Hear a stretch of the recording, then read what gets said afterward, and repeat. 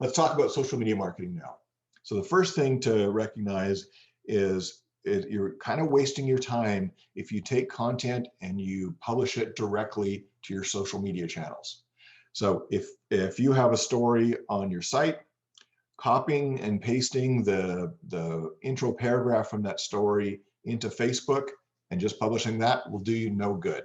Now, if you did that and then added a link back to the story, that's fine. But the key is, if you want Google to see popularity in Facebook, the only way Google can tell that an article is popular in Facebook is if the posts that keep getting reshared have a link to that article. So publish content on your website first, and then share that article on each of your social media channels. Now, our hometown's social media auto post feature is going to do this for you automatically. That's pretty important because obviously with the number of articles you're each publishing every day, it's a lot of work to manually go and share all that. So that's a big deal.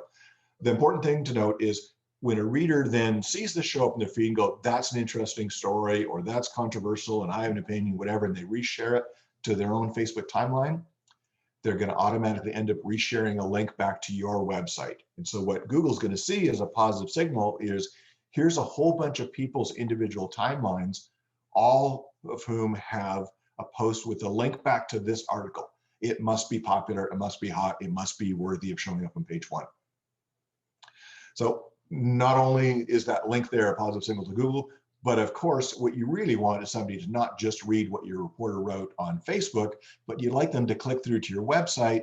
So maybe you'll get a subscriber, maybe you'll get some ad revenue, et cetera, et cetera. So getting that to drive traffic to your site is important. And that's not going to happen unless the link is in the post itself. So let's talk about what channels to publish to. And I've had a ton of clients over the years who all say, yeah, well, I don't really like Facebook and I don't really want to do that there, or I don't use Twitter, or I don't really do anything on LinkedIn. It doesn't really matter which you like.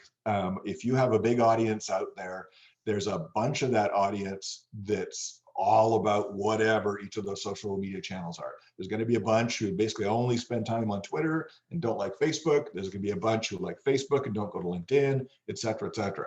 So since every reader has their favorite social media platform and you don't want to throw out potential readers and customers, take anything you publish on your website and share it everywhere on every single social media channel, whether you like that channel or not.